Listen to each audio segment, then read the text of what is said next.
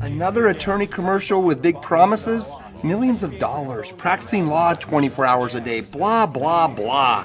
Let's get rid of the smoke and mirrors. None of that really matters. What does matter? Having a medical doctor as your attorney. That matters.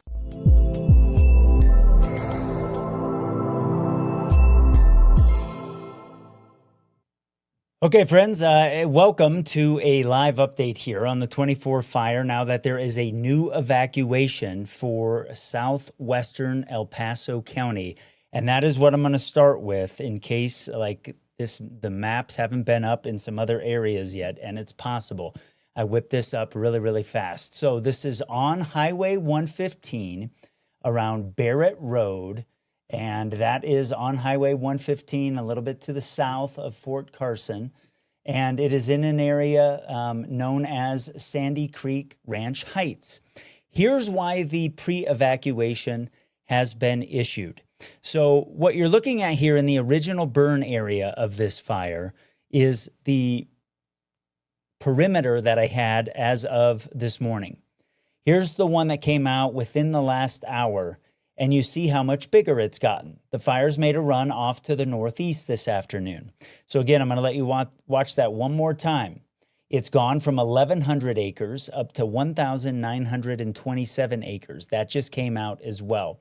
So this pre-evacuation area is for Barrett Road.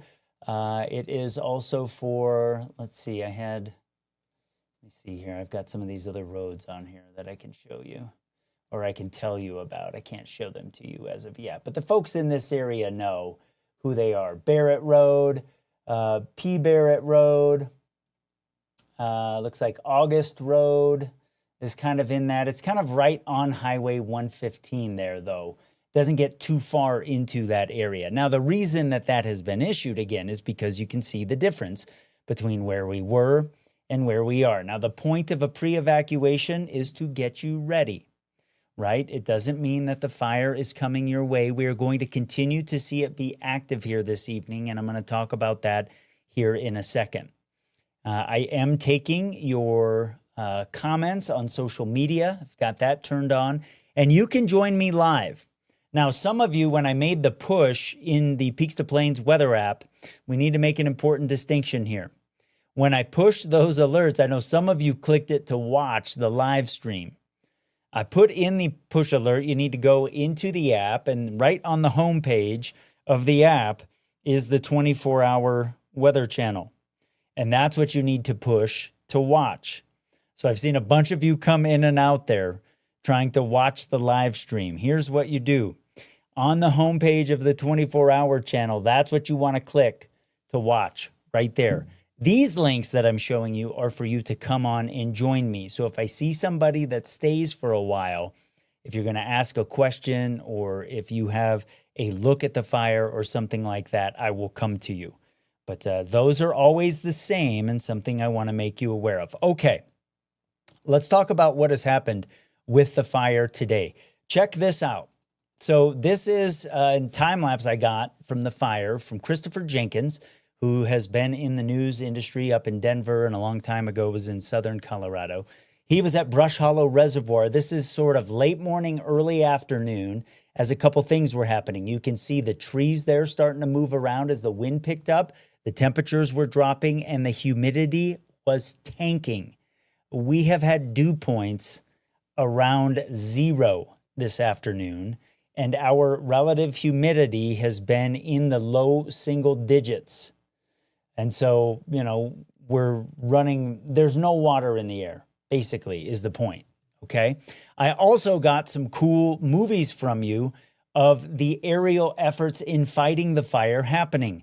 David was on his boat at Lake Pueblo State Park, and he got one of the aircraft coming in here to reload and then go do the fire. I have seen about at least 4, maybe 5. I wasn't watching that close because I was doing other things. Aerial assets that have been fighting the fire. Here's another one. This is from Christopher Jenkins, who sent me that time lapse here of the helicopter coming into Brush Hollow Reservoir near Penrose, coming to load up. And this is kind of pretty cool to see here as it comes in and grabs some water and then, gets ready to head off. And so, Chris, thanks for helping me with this because it's a really, really cool look there at how this happens. You see that a hose extends down and he's just going to hover over the water for a little bit, pull up water for as long as that takes. I think it takes about 45 seconds or so. It's a pretty long video here. But then he goes and drops that to what crews on the ground want, what the management teams want. There are aircraft that are flying over the fire as well that are coordinating all of these drops. So that's pretty neat to see. But a lot of you obviously were seeing the smoke plume this afternoon. Samdos and Himmelrich sent me this from Pueblo West, and you can see where the smoke plume kind of blowing off to the east here this afternoon. Some of that getting into Pueblo County and areas over the eastern plains this afternoon. And you can see where the most intense particulates in the atmosphere are here in those brighter kind of reds that you see there. This is going to change overnight. And watch how it changes because we have a cold front on the way. So as we head into early Sunday morning, we're going to see that smoke disperse. And then the cold front comes out into northeastern Colorado, gets here between about 2 and 4 o'clock and starts dispersing some of that smoke. And we are going to see the wind pick up when that cold front gets here to between about 25 and 40 miles per hour over the eastern plains. So we're going to see the fire continue to be active here this evening because the humidity is still low ahead of the cold front. And the wind is still out of the west, and it's staying up around 10 to 25 miles per hour here, I think, until the cold front gets here. And so it's out of the west like it was through the course of the day here.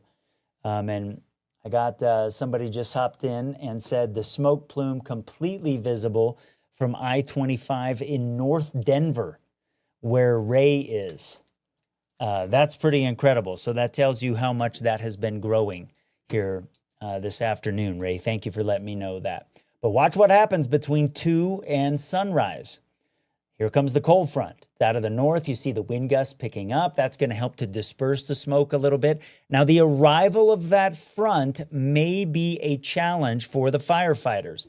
But let's go back to where things are right now. Because I'm going to kind of widen the view here on the south end of the fire. We've got that new burn area to the south. And I would like to actually investigate whether that was a burn operation that was done by firefighters to protect homes in the evacuation area, because it acts as a buffer, taking a lot of the fuels. I'm going to have to look into that. But see the original burn area up to the north, and then you see the new perimeter here that came in within the hour. And some of that on the edges, you can see how clean those are compared to what are some of the ragged edges earlier. Some of those are the burn operations that the crews have been doing on the western edge of the fire on Highway 115 to help that be as a break to the fire. And then you can see the run that it's made to the northeast here today, but I don't think all of that run is in this perimeter. But again, officially 0% containment still, 1,927 acres. When that front gets here tonight, it's going to want to push that fire to the south. And so some of those lines that have been done there and some of those burn operations are very, very important. Let's see what's happening right now with the fire here late in the afternoon. It's 86 degrees. Some of the speeds have actually pulled back a little bit from what they were earlier here at this Penrose weather station that I have, which is a CDOT station. And they were up around 15, 17 miles per hour earlier. Right now they're sitting at 9 miles per hour. But notice the dew point and the humidity, really, really low. But you can see that plume kind of blowing off to the east there like it has been all day long. So now let's start to talk about what we get as we move into tomorrow with the arrival of the front. And again, I showed you what happens with the wind early tomorrow morning. Temperatures are going to stay up a little bit because we get the atmosphere being mixed up by the arrival of the front and the air mass that we have out there today. However, tomorrow is a completely different story from a weather perspective when it comes to this fire. Temperatures are lower, dew point is higher. It'll be noticeably breezy as we hit the afternoon behind that wind shift. Again, from a wind perspective, the arrival of that front and the increase in the wind as the new air mass comes in is a concern. But once those can pull back a little bit, and I actually think the strongest gusts will be to the east of the fire, because I have my fingers crossed about that. The afternoon will be better because we'll have some clouds building in as well. So the temperatures are cooler, humidity's higher, dew point's higher. That's all a function of more water in the air, and with cooler temps, that's good news. Here's what I expect to happen from a cloud perspective. Not going to have much early on.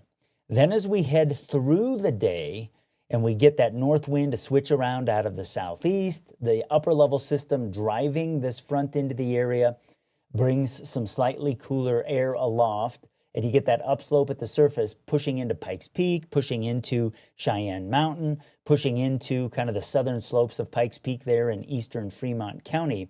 As we hit the afternoon, we're going to get some clouds to develop and maybe a sprinkle. It's nothing significant. You've got to know that. That it's not going to do anything to the fire if it happened to hit the fire. I think it'll probably be to the north of there as well.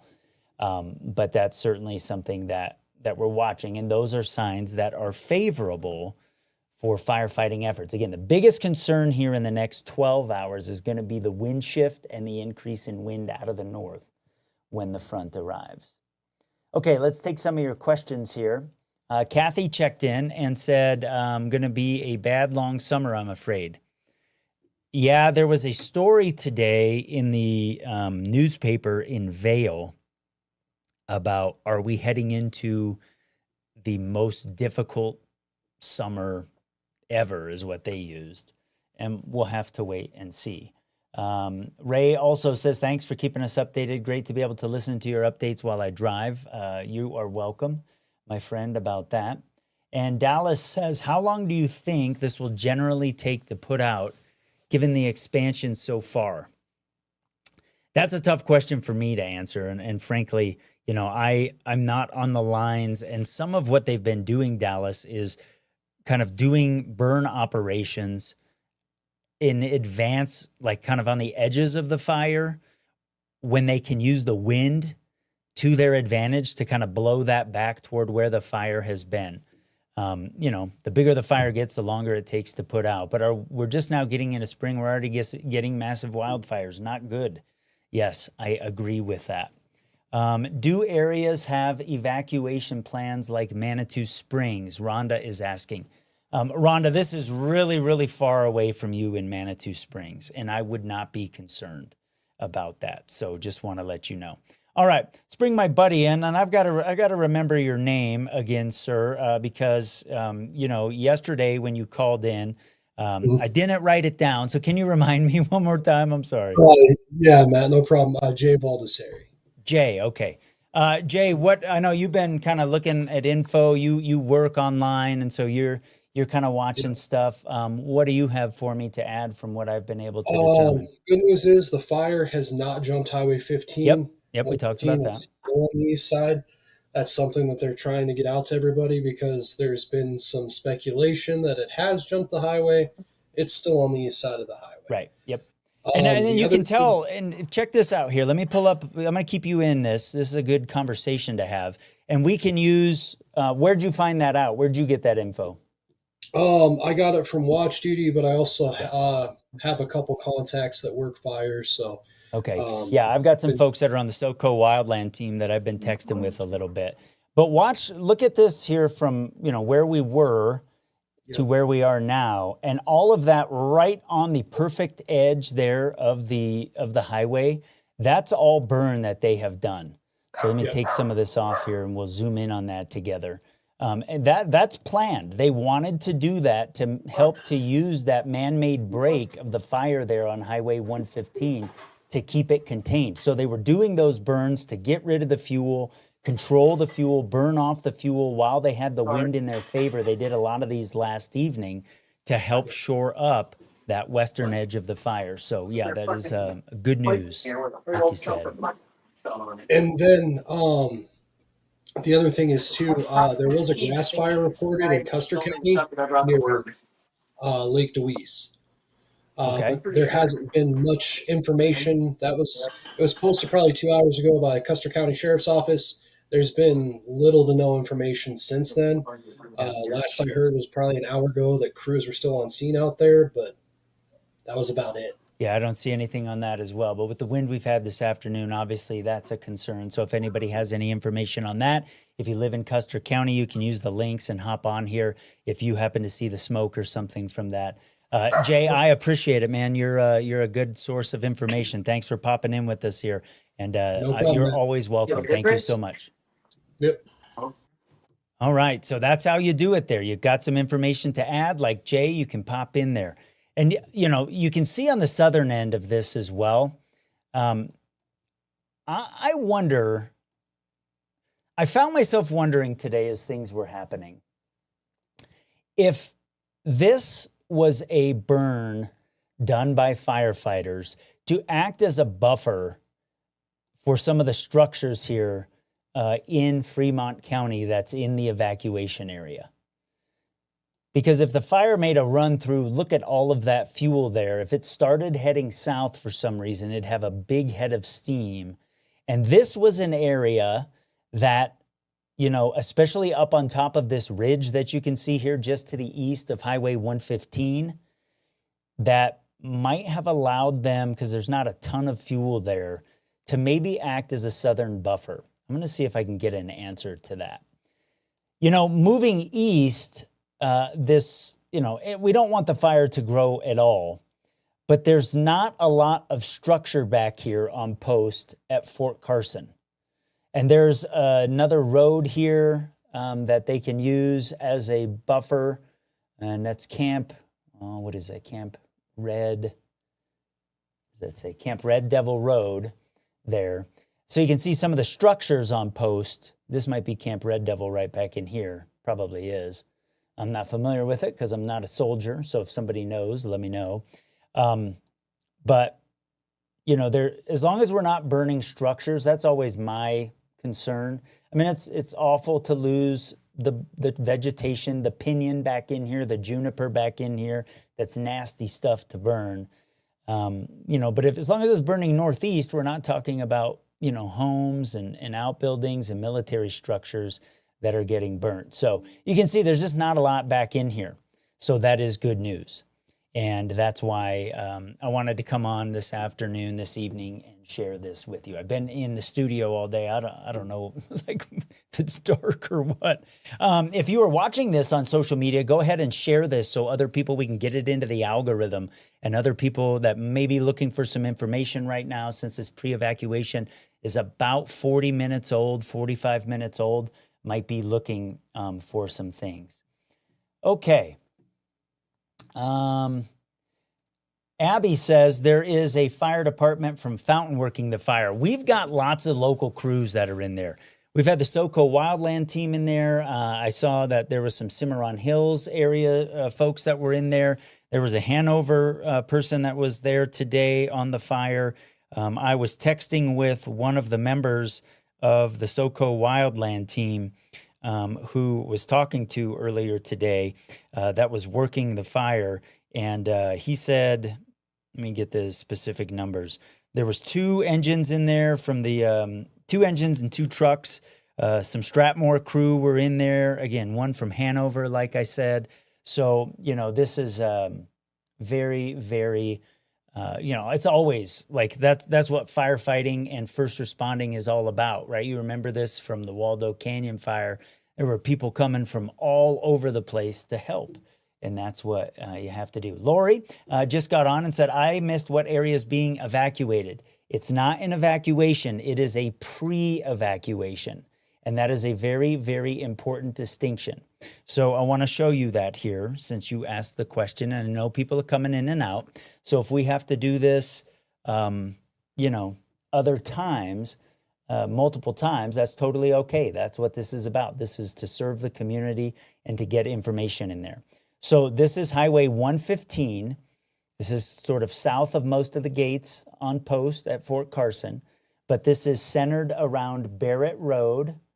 And this is I can't keep remembering the name here, the Sandy Creek Ranch Heights. So it's Barrett Road. It's one of the other roads in there looks like P. Barrett Road. I'm not sure what that's about. P. Barrett Road. Like, how do we run out of creativity things? But again, so this is a pre-evacuation. Since the fire has made this big run here off to the northeast today, is why they are getting people ready. They just want you to start thinking about what you would do, right? Like how long, if they came and told you that you got to get out, they are trying to speed that process of you being ready to go up. So, just be aware of that. And I always give kudos to our law enforcement folks, our sheriff, the firefighters, and the managers of the fire that are working with these folks. To be proactive about that is certainly important. I do want to show you one thing here. I have been able to see the fire this afternoon on the TAMCO Doppler radar, and I'm going to have to widen out here. But you can see all of that plume there out around Hanover. That is the plume that we've been seeing fire up here this afternoon. And as I loop it, you can see that pretty clearly there. And so, that shows us the amount of particulates in the atmosphere. Ray was telling us from the north side of Denver, you can see the plume. A lot of you have shared that as well. Abby says, when's the next time I'll jump on for more information? It's a good question here, Abby. And so I'll give you the thought process. I've been posting tons of stuff on social media today. I've done some updates on Peaks2Plains Weather.com. It's when I do live things, it's hard, like my information flow kind of shuts off on some of these other platforms. And so I come on when a significant change to the public has happened. Like obviously everybody saw, the smoke plume going this afternoon, but it was on post. It hadn't jumped Highway 115. And so that's why I hadn't come on until now. But the pre-evacuation changes that because that gets people looking for more information that's impacting the public. Highway 115 obviously still closed and all of that. But early in the morning when the front is coming on, I will be up to kind of watch what happens with the fire to see if we get, the fire kind of wakening up as the air starts moving around, but there will be some favorable things happening through that time as well. If you're just finding out about Peaks2Plains Weather today, I invite you to download the Peaks2Plains Weather app. That's where I try to push people, because as we get into thunderstorm time of year and whatnot, that's how I'm going to be able to kind of give people a door knock and say, hey, this impacts you. If there's hail coming through, there's a buddy of mine that's doing this in East Tennessee that has some 1.5-inch hail cruising through the area today. So he's letting people know, like with a push alert, like, hey, this is coming your way. Angie is coming on and says, I may have missed it. There are changes to the evacuation. Angie, there is a pre-evacuation now for southwestern El Paso County. And that is why I came on here early this evening, and I'll show you to it one more time. And I'm happy to do it. Happy to do it. So watch this. This is where the perimeter of the fire was earlier. Now it's expanded. This is the run to the northeast that it made today with the wind and the dry air that we have had. So the pre-evacuation area that you see there is in southwestern El Paso County on Highway 115 for the Sandy Creek Ranch Heights area. So it's a pretty small area. It's not a lot of people, but that's what we want to make you aware of. And then Angie said, thank you, Angie. You are very, very welcome. Robin says, I just went outside. She's in Canyon City, and the plume black looks like it's backtracking south. I don't know. There's different wind in different levels of the atmosphere here this afternoon. And so you have different movement of the smoke plume at different layers of the atmosphere, Robin. And so that might be what you're seeing. I'm not sure, but I do have a camera looking kind of at the south end of the fire here. It's the camera we've been looking at from Penrose, and we'll go ahead and check that out. It just shows the very bottom of the fire. I can tell you at the surface, we haven't changed that, but this is a really good view here. And I'll go ahead and zoom in on this. Let me open up this scene I have. That's what we call it in my weather computer. And there's a couple different levels here in the atmosphere that is being shown. And so there has been some smoke. I'm in northwestern Colorado Springs. I smelled some smoke earlier today, but the main kind of plume has been kind of pushing off to the southeast.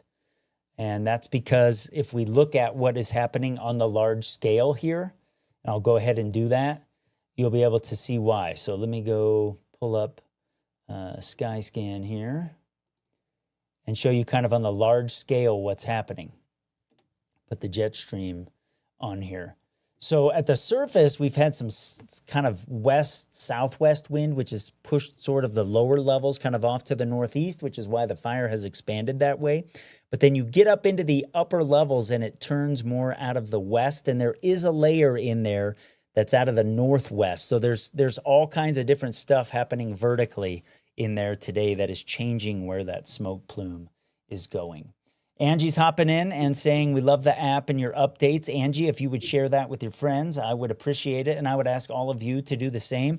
Again, share this update that we're doing here. We'll get it into the social media algorithms and grow who's able to see it and that sort of thing. But also, if you would share what we're doing here at Peaks2Plains Weather with your friends, I would appreciate that.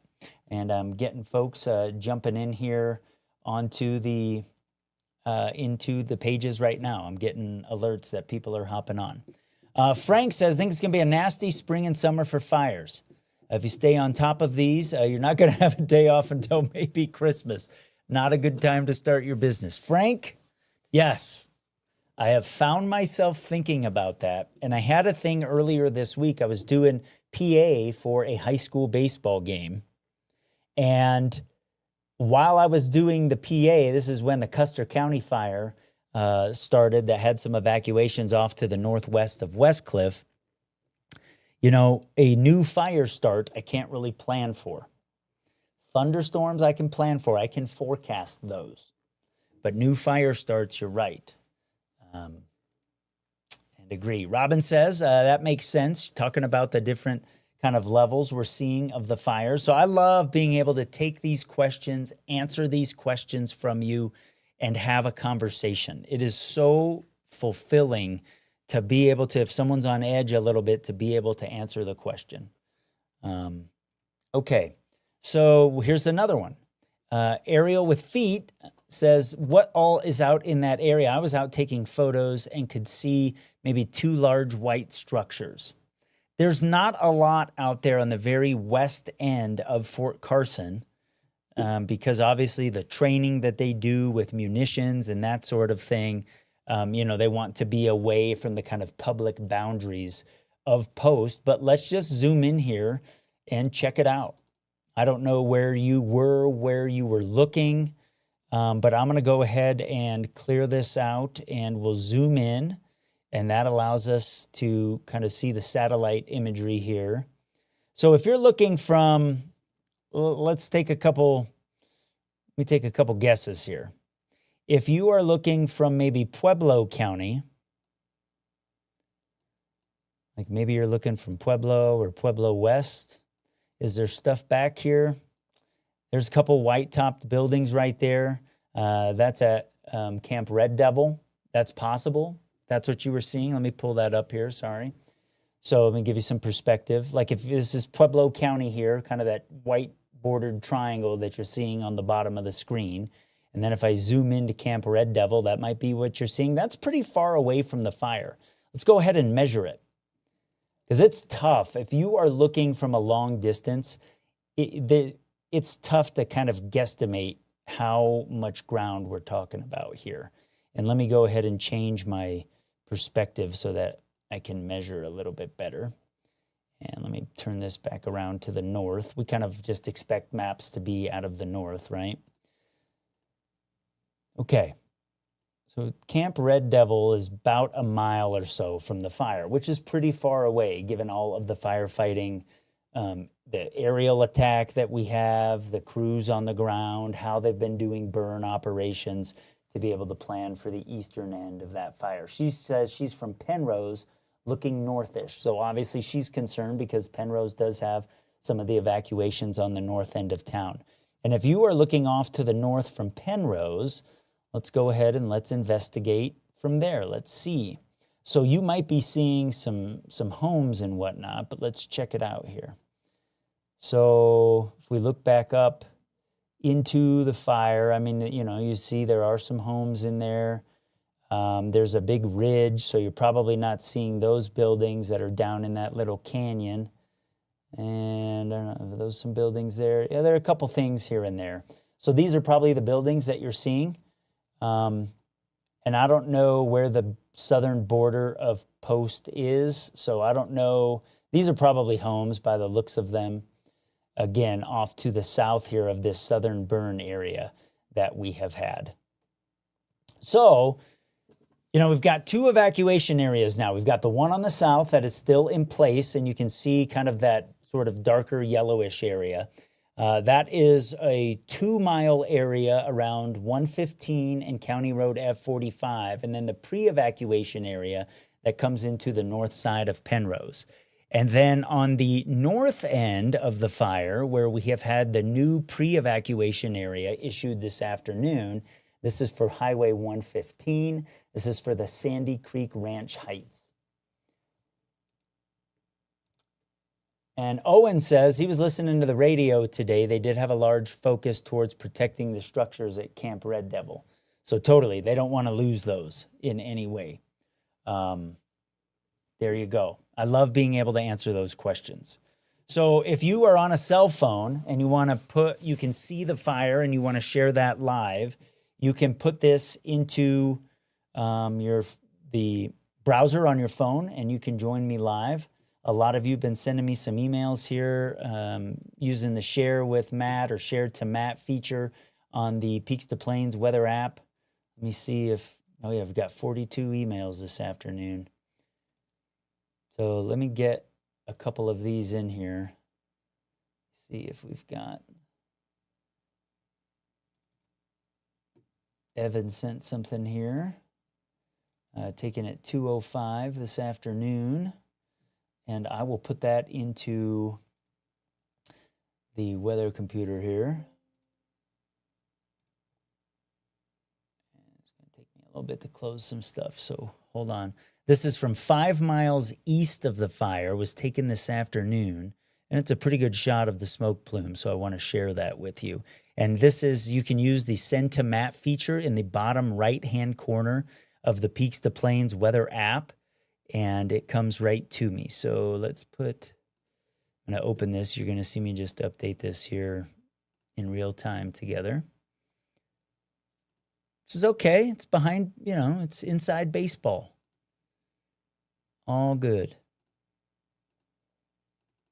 All right. Go into where I just pulled this up. All of this is a process. Okay. So again, this is from Evan Horning. Yep, Evan Horning, east of the fire, 5 miles east of the fire at about 2:05 this afternoon. And that's kind of when things were waking up and really getting going here. And through the afternoon, you know, we've had the wind running between 10 and 25 miles per hour, really, really dry air, which is what has been kind of the key to this thing today. Here's the other thing that's happened today, crew. Let me show you this.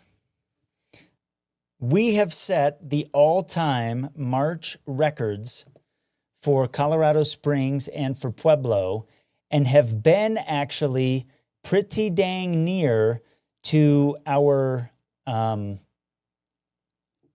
April records for any date. So when I made this about 90 minutes ago, we had hit 86 so far in Colorado Springs and 92 in Pueblo. The records for any date in April are right near these things. They are, go ahead and pull that up here. When I was looking at that earlier, it's pretty fascinating.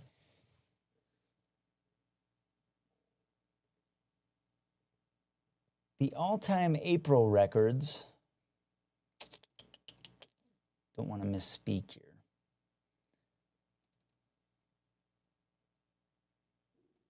I can't remember where I saw that. I think the all-time April record is 95 in Pueblo, and the all-time Colorado Springs record is 87. So that gives you some perspective here about how historically significant today's warmth is. Because if you are, you know, the monthly records are like the end of the bell curve, right? And so usually if you set them, it's by a degree or two. So if you're going past it by 5, 7, 8 degrees, something like that, I mean, you're really on you're way out there. And then to be talking, you know, we're right near the April records for any day. And keep in mind, that's the end of April that includes. Yeah, pretty significant stuff here. Okay.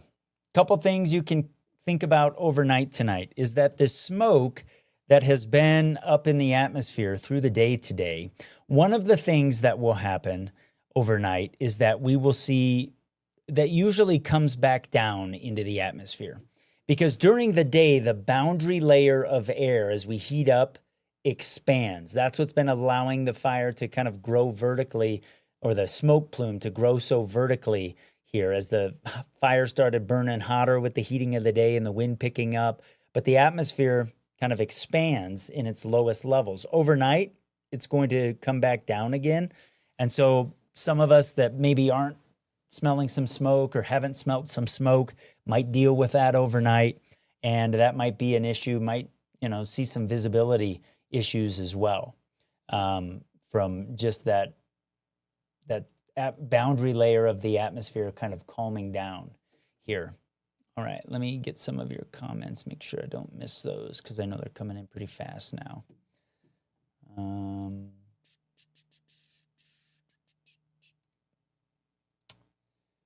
I have so many windows open, you wouldn't believe it.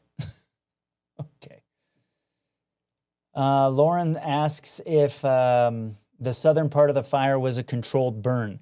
I don't know. I mean, it's possible it was embers or something like that. And I'm trying to think back to when that first showed up. It might have been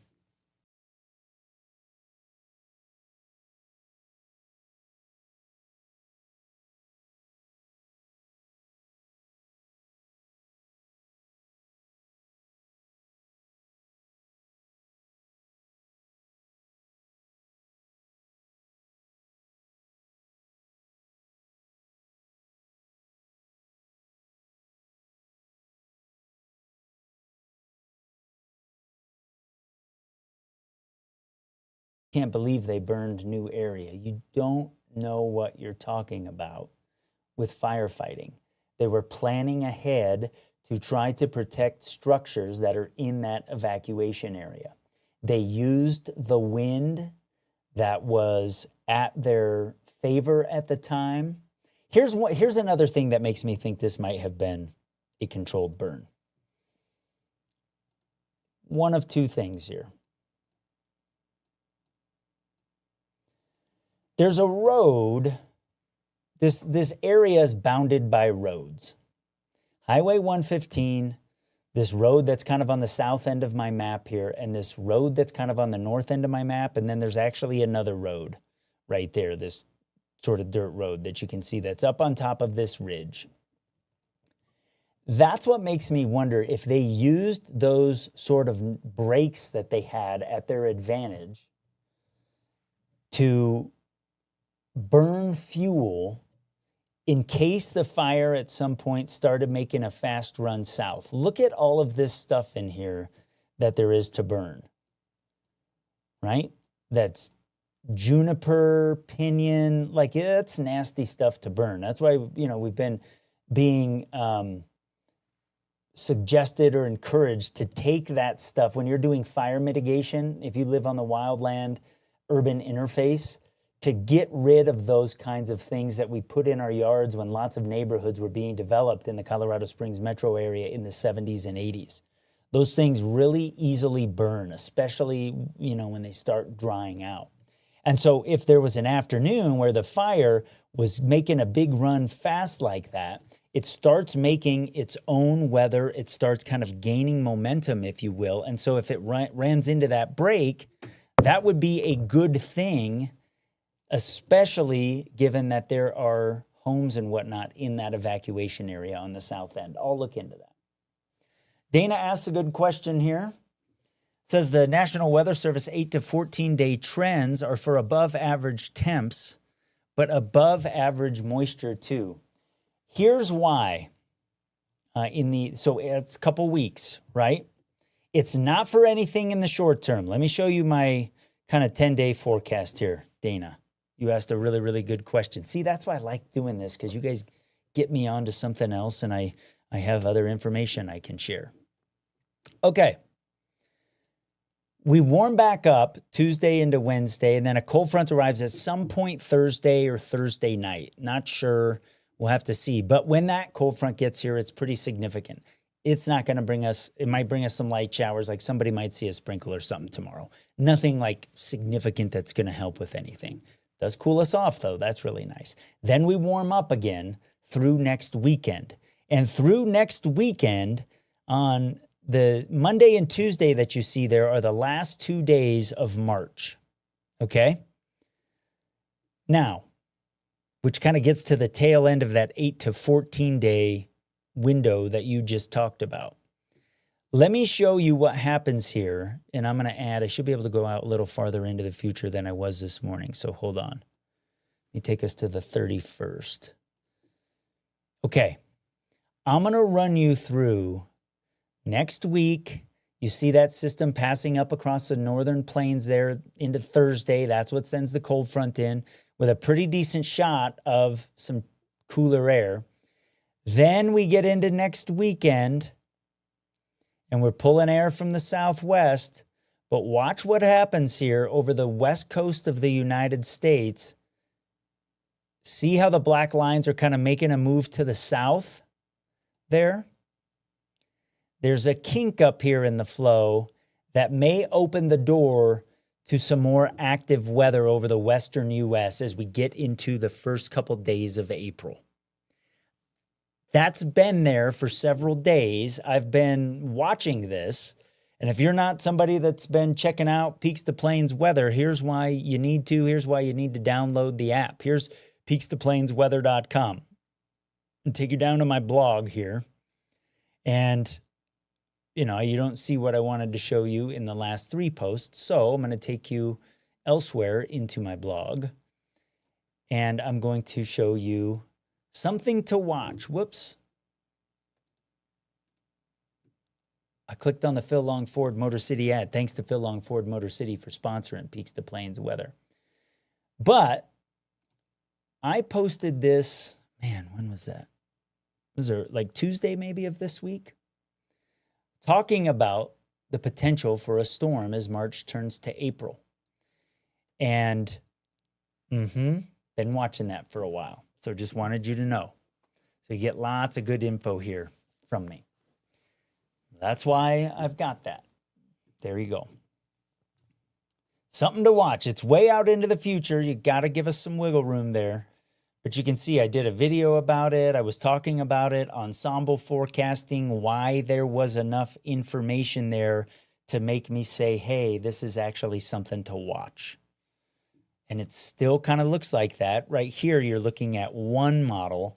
What I was talking about in this video was 50 different runs of the same model. The reason we do that is we tweak the initial conditions just a little bit, run the model, tweak the initial conditions just a little bit, run the model. And so you kind of get, you know, you try to capture what's sort of happening in outliers and if some small change would make a big difference, because we can't measure the atmosphere perfectly in terms of what's happening right now, let alone. So if we can't tell you perfectly what's happening right now, imagine being, you know, 2 weeks out, 3 weeks out into the future. Our ability to be specific goes down. But if you're tweaking initial conditions and lots of different models are sort of showing the same thing here. Let me fast forward this. You see kind of coming in that blue there right at the end? That's this that I'm showing you right here, right now. This is funny. We're going to laugh about this. Isaac's daughter said that was a nice looking car. They got great cars. Phil Long Ford in Motor City, man. You should see some of the trucks they got. The Raptors, the F-150s. Woo! We can have a little bit of fun as well, right? All right. Let me look around here on social media, see if anybody has posted any pictures or anything that we want to look at. Again, I got so many windows going. Now's your opportunity to ask a question while I'm looking around at some different info here.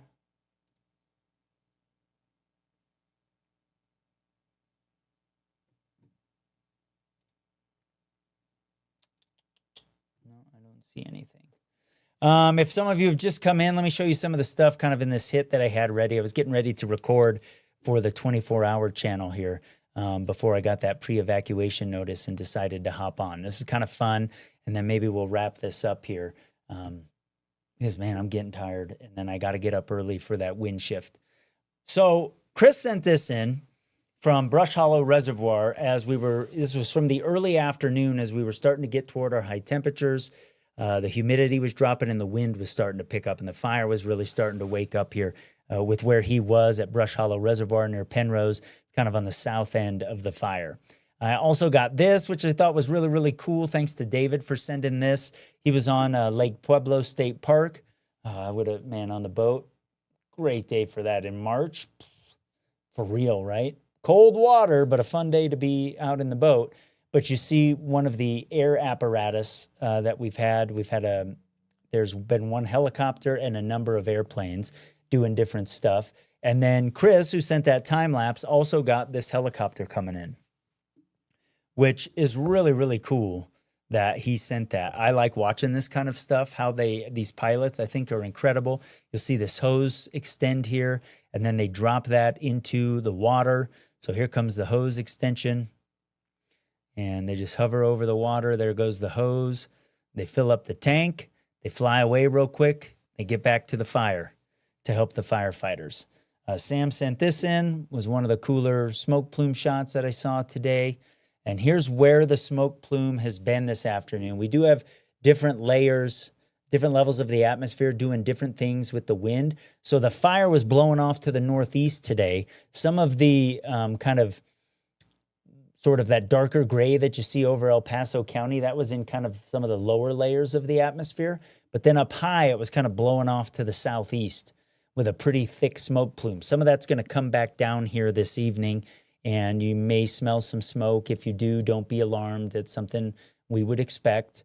And so, we'll diffuse some of that this evening, keep some of it around the surface, but early tomorrow morning, cold front comes in out of the north. And that may cause some issues here with a quick wind direction shift. But the firefighters, we've known this cold front's coming for days. They've been planning on that. They've been doing protection to get ready for this. We can see some flame here now on the south end of the fire. That is going to be visible from Penrose, from a lot of folks on Highway 50. Pueblo West might see that. That's been there through the afternoon. We just haven't been able to see it. But you can tell now that the fire's certainly not done. It is burning stuff. Look at that right there, sparking up on the south end right there. So maybe it's getting into some better fuel. Maybe it's jumped a line a little bit. Let's hope that's not the case. I see Jay is back in here with me. Let me bring him back in, and we'll pop him in here. And I want to make sure that I leave this up so we can watch that. Jay, how are you? What's up, man? I'm good. I was just trying to hop on. Yeah, that southern edge is really really active right now. So Mm-hmm. I think you said it a couple times. I've been saying it all day. Concerned about the wind shift, definitely. Yeah, Just with how active that is right now. right. So Yeah, that's going to be something to watch early in the morning for sure. So thanks for, maybe I caught that right before. That's what you you were going did. to tell me. You did. So, hey, man, I'm going to have to put you on the Peaks2Plains payroll here if you keep this up. But you know what's great is you have an interest in it. You're helping your neighbors. You're doing the stuff. You're helping me out. You're another set of eyes. And I think it's great. And I am grateful, my friend. When I come to Canyon next time, we're going to have to meet up for some coffee. And I'm going to owe you a cup of coffee or a sandwich or something like that. Sounds like a plan, Matt. Okay. I would love it. I would love that. Thank you, sir. I appreciate it. No problem. All right, so we'll get him out of here. We'll go back to this and check this out here and kind of just watch this together for a little bit. Give you an opportunity to ask some questions if you have some here. This is a good comment from Isaac, who is part of the SoCo Wildland team. We had a lot of people assuming the black smoke is structures burning. That's not the case at all. Pinyon pines love to send off very black smoke when they burn. Isaac, I'm going to ask you a question. Do you know if that southern burn was set to be a barrier? If you know that and you're at a position where you can release that, maybe you can't, I don't know. Not trying to put any pressure on you, but that would be interesting to know. And that is what we're looking at here, is this southern end that certainly has gotten active here.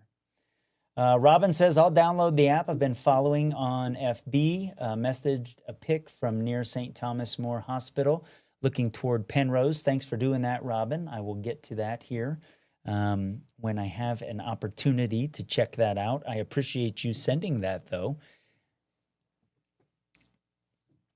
Here, the cold front coming in is a concern. I mean, Jay made a really, really good point, right? Like if the northern end is active, that northeast run, when that wind shift gets here tonight, that's going to blow back over stuff that has already burned. That's not as much of a concern as here, what we see. And let me grab a frame of this so I can share it on social media. Some of this crew, you're going to have to, let me do a couple things at the same time here. So I'm going to grab this. And again, that southern end, being that, a north wind is coming later, that's not what we want to see, right? And that all makes sense to you. I know you understand that. So let me save what I just did here. I'm going to post this real quick. So give me a moment because I have to type. You can imagine how I'm not able to speak and type sentences that make sense at the same time. So just hang out. We'll keep doing some stuff here in a second.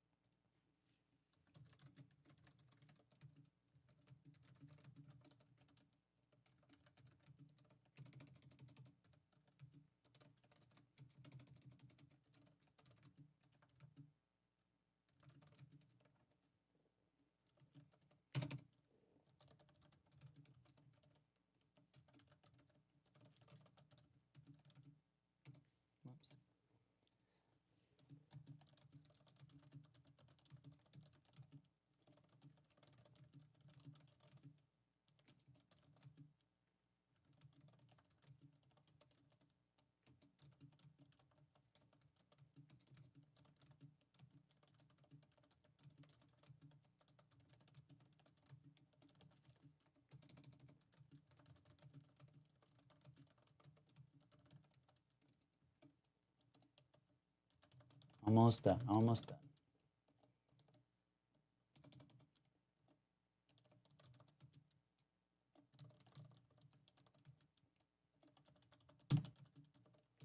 Gonna have to put it in a couple of places here because we've got different pages running different things. That'll work. All right. So one other page here, actually 2 pages through this. And there we go. Okay. So that's probably going to bring some more people on here. So it's a good opportunity for me to take questions if you have them. And I will pull that back up to be able to do that. All right, so I asked Isaac the question there from the SoCo Wildland team.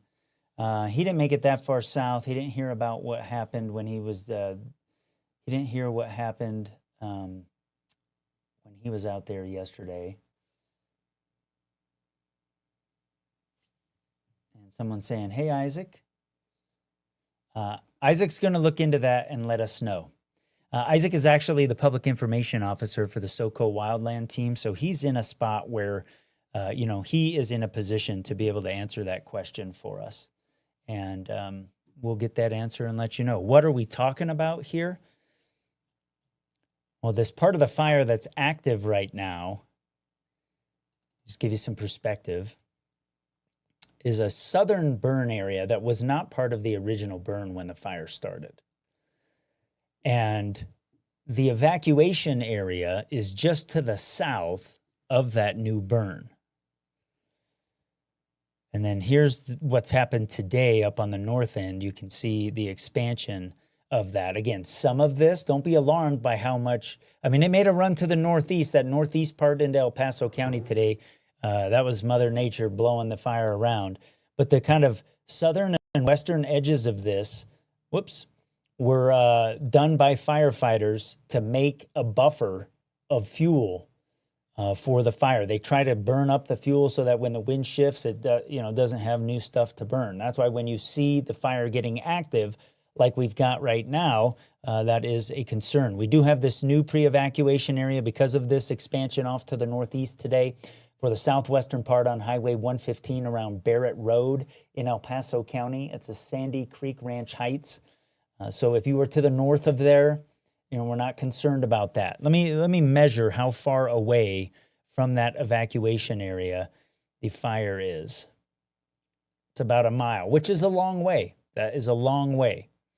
It might sound close, but it's a pretty long way in terms of where the fire is currently.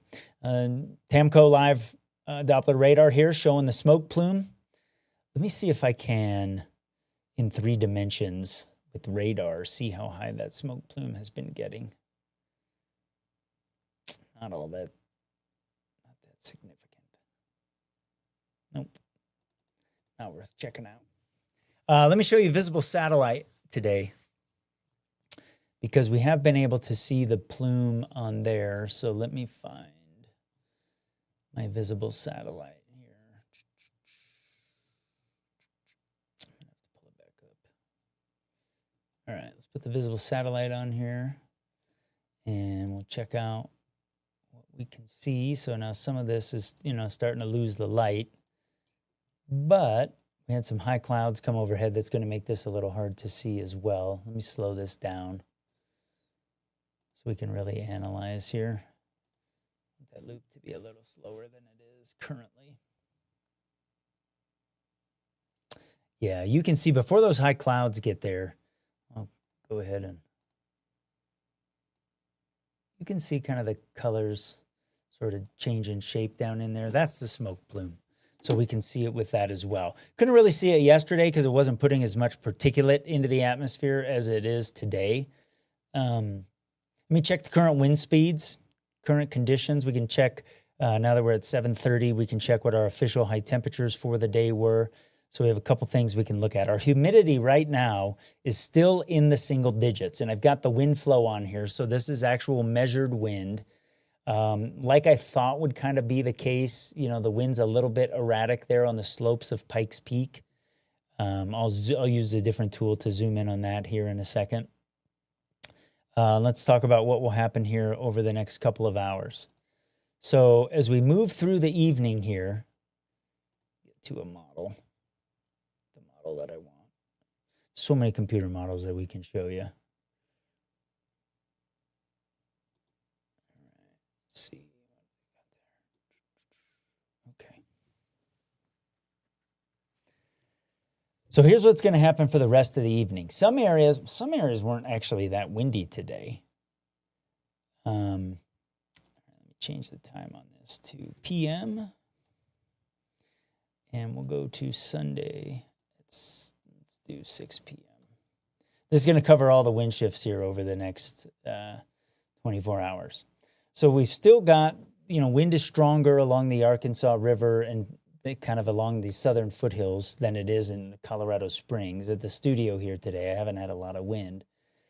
But as the cold front starts to approach, you may see some wind pick back up. And the wind may get, as the lee trough starts to move away, a prefrontal trough starts to move away from the higher terrain, we may get a little bit of a wind shift to the northwest around the fire.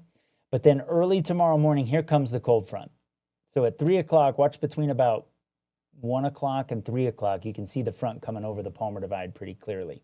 So this is an area or a time frame of concern, because as that front gets into where the fire is, the wind's going to pick up out of the north-northeast for a brief time, probably between 25 and 40 miles per hour. And you can see some of those brighter oranges kind of showing up there. That's a concern given that activity we've seen on the southern end of the fire here. And that's going to last for about 3 to 4 hours before the stronger gusts pull back where the fire is. So that's good news. And then pretty quickly here, see how the model is curving the wind back around and already starting to develop upslope behind that? And that southeasterly southerly wind, I think, is going to push some smoke into the Colorado Springs area tomorrow. But this is cooler air. This air has a little bit more water in it. Not like it's saturated or anything like that, but it'll be better than today from how much water is in the air. And we'll have some clouds starting to develop and the temperatures will be cooler. That'll help the relative humidity. It will be better than what we've had out there today. And you see that southeast wind getting pretty stiff into the afternoon. So if we consider that work that they've done on the western edge of the fire on Highway 115, that's important tomorrow because it's going to want to blow, the atmosphere is going to want to blow it in 180 degrees different direction than the atmosphere has blown it today. Hope that makes sense. All right.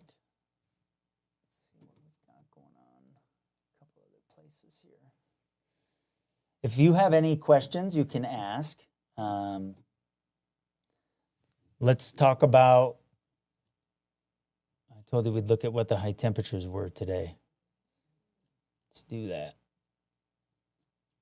Because we crushed our all-time March highs today. I mean, just annihilated them. So our official highs for the day look like 86 in the Springs and 93 in Pueblo.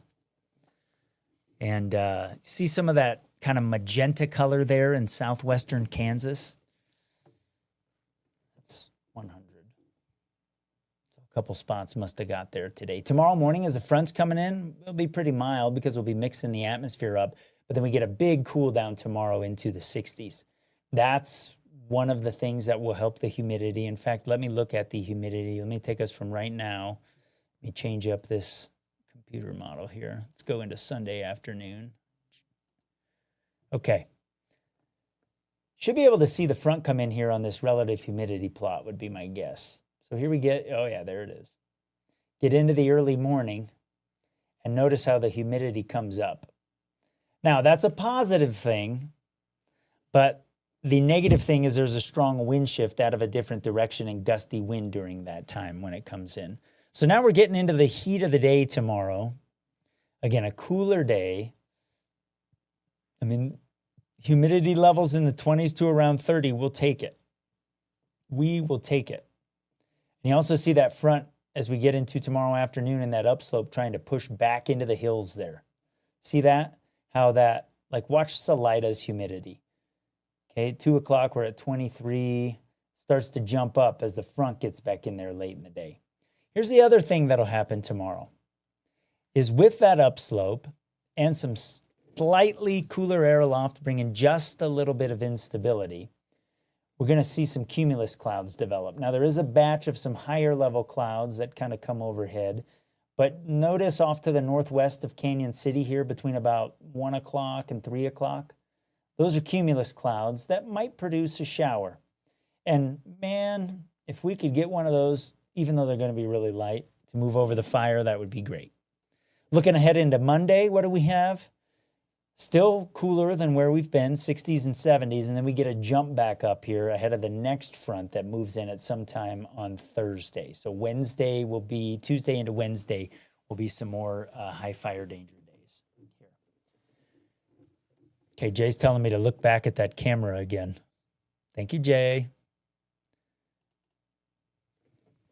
Yeah, look at that thing, crew.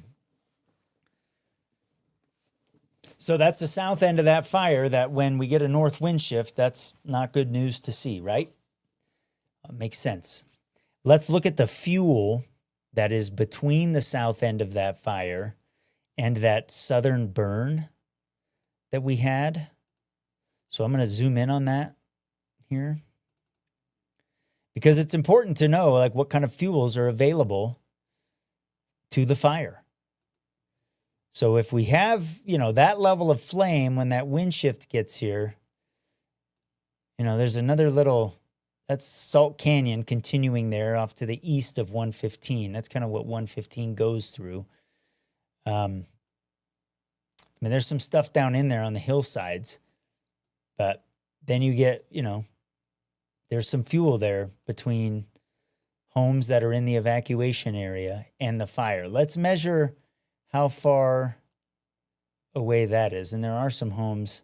See, this is, again, what makes me think that this might have been a burn operation. Because they put a line here and have eaten some of the fuel over a decent distance. Let's measure that, actually.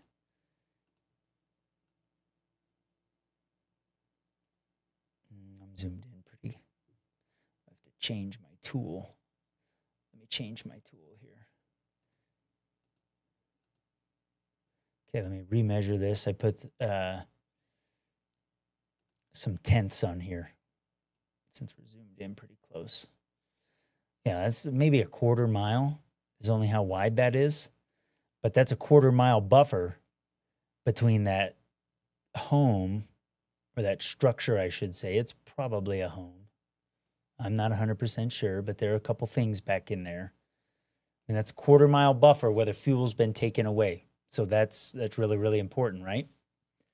And yeah, you can see that fire still burning there on the south end. So if some of you have, if you are in an area where you can see this and you're pulled back a little bit more of the camera, go ahead and take a picture if you're in a safe place. Penrose, Pueblo West, somebody on Highway 50.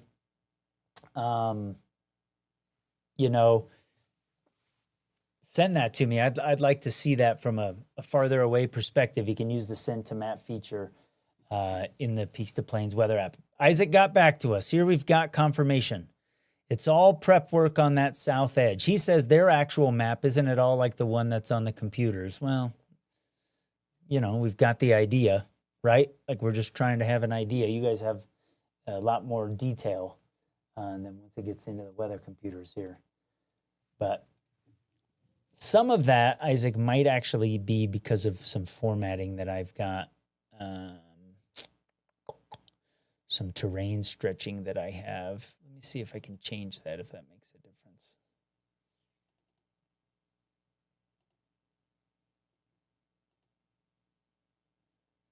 No, it doesn't really. Yeah, it doesn't.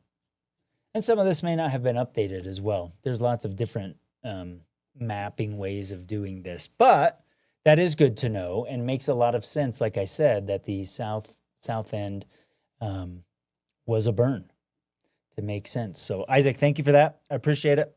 You're the man. Is there a way to show pics while I'm live? I can maybe do, like if you put it, Jennifer's asking that question, if you paste that into a comment on this live feed, I should be able to pull it up. So Jennifer, try that and we'll see if it works. I have it set up that way and we'll see. Okay. Let's see where the front is right now. Let's see if we can see it on satellite here. Let's do a little bit of weather investigation. Man, I don't want to get off air while that south end is doing that. But I'm going to have to get some sleep, crew, to get up early in the morning to watch this thing come in. Oh, and I am tired.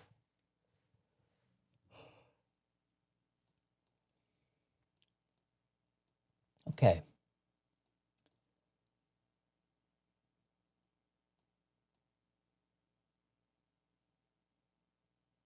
I can see the front in satellite here, kind of coming through South Dakota. And you see the upper level system coming in from the west here. And I have another tool that I can use, put the current surface map on there.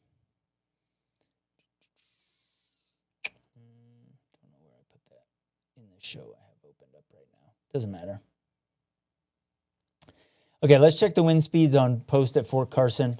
We're out of the west at 6. Not bad. Look at the dew point. -7. Ugh, that's no good. The gusts have come down. Pressure is starting to fall here. Pressure change, 3-hour change, starting to drop as we get that system to come in from the west. And let's check Pueblo. We've got wind out of the southwest at 9. Pressure's also dropping. Dew point's 8. We're still sitting at 86. So we're starting to get into this prefrontal situation here. The atmosphere's starting to move as this system comes at us here from the west. We'll check out this traffic cam again. This is, again, just east of Penrose a little bit. And, we are burning something pretty good here on the south end of this fire here this evening. Don't like to see that.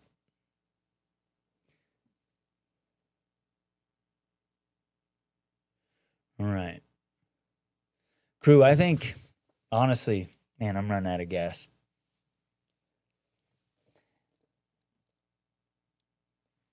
It's 8 o'clock. I'm going to need to get up about 3. So I am going to, and I have a couple things I need to update before I do that for the night here. Jay's back in. Yes, Jay. Look at this. Jay, loving it, dude. Loving it. What's up, man? Hey, Matt. So I just took a step out back, and you can see the glow from Canyon City if you look west. Okay.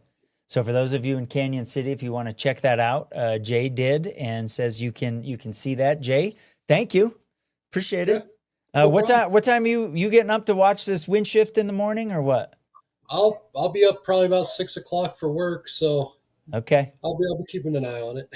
Okay. Well, I'll beat you up a little bit, but I'll be here in the morning. So if you've got something when you start working, I Is will. this taken away from work time, by the way? No, I got off at like 4 o'clock today, so we're Okay. okay. Okay.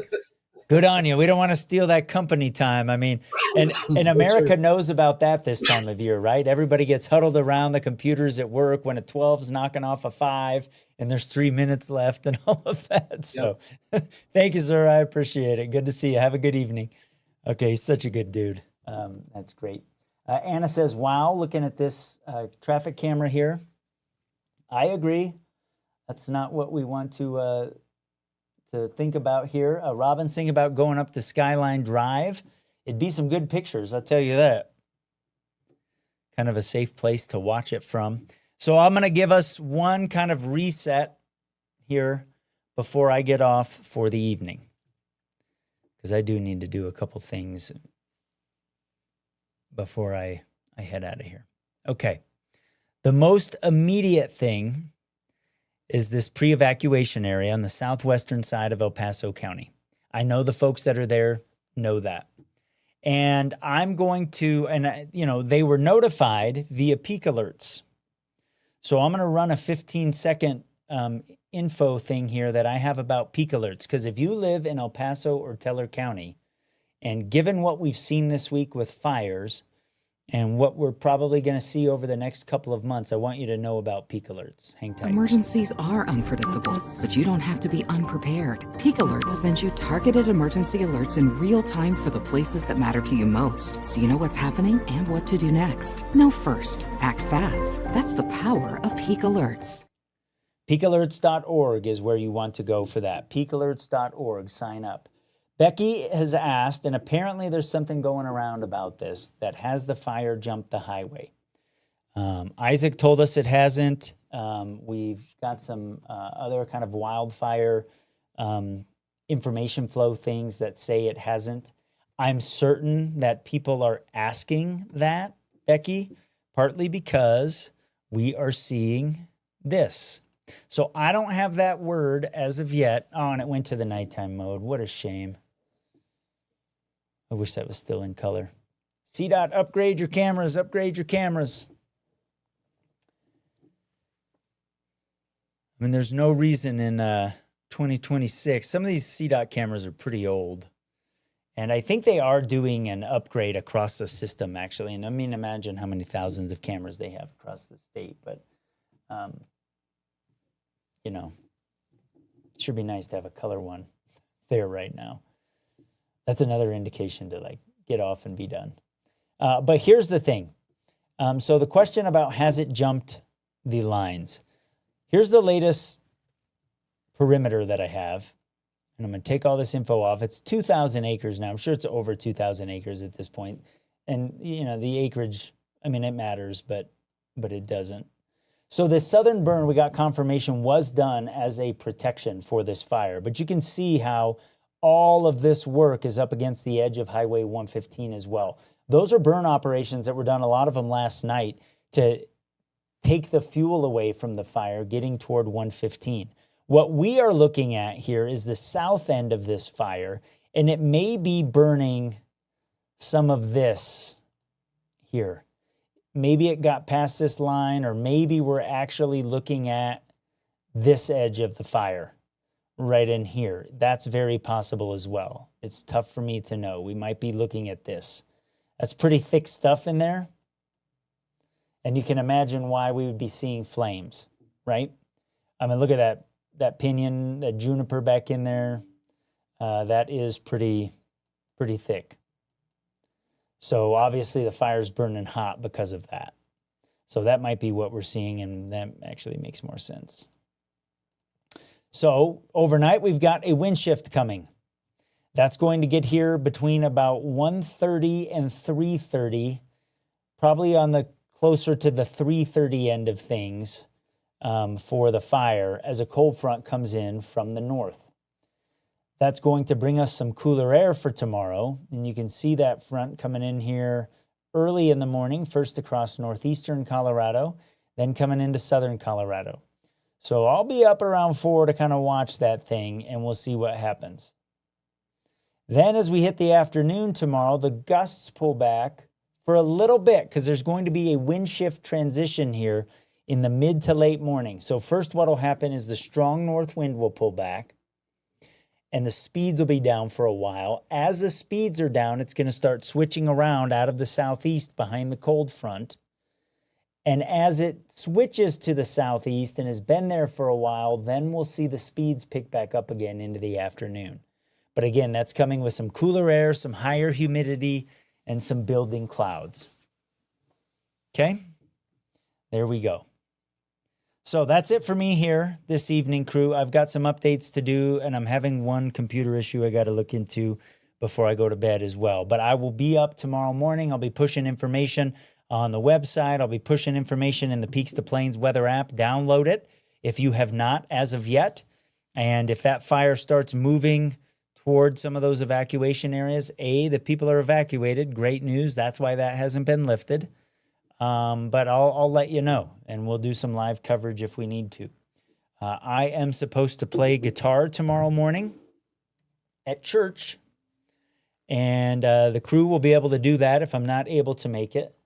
But I really would like to be able to do that. That's something that kind of fills me up, serving my faith community in that way, and is just kind of a stress relief for me. And with doing the fire here the last couple of days, it'd be good for me to do that.